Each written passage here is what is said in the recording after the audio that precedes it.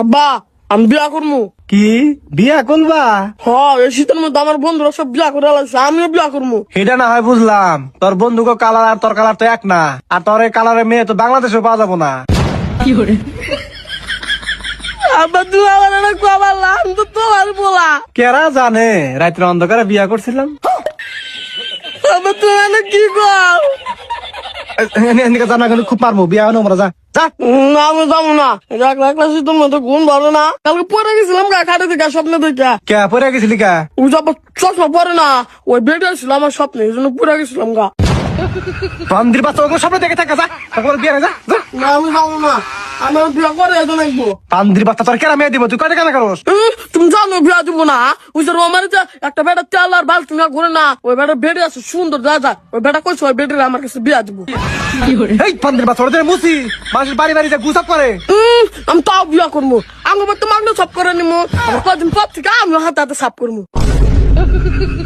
বান্দির বাচ্চা পারার মতো দেখো, যা যা। যত তুমি খেতে দাও, আমি আজকে বিয়া করবো, শীত আগেছে গা।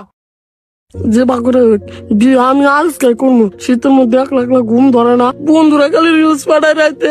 আজকে তো আমি আর আমার বউ সুন্দর একটা রিলস বানাইছি, রিফোন দিয়ে দেই। ভাই কিরে রিফোন, কি অবস্থা? আর ভাই অবস্থা কি কম দুঃখের কথা। কে হবাই তোর না একটা রিলস পাঠালাম, ওটা দেওয়াস না, ওটা দেখলি তো তোর দুঃখ কাটে যাবো গা।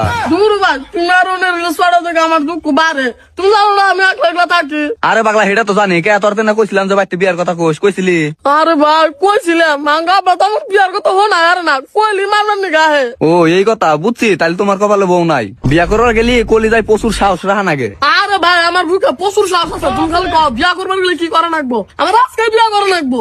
আচ্ছা আমার কাছে একটা বুদ্ধি আছে, তাহলে তুই হন।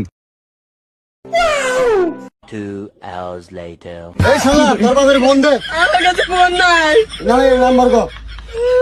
01784। এই তো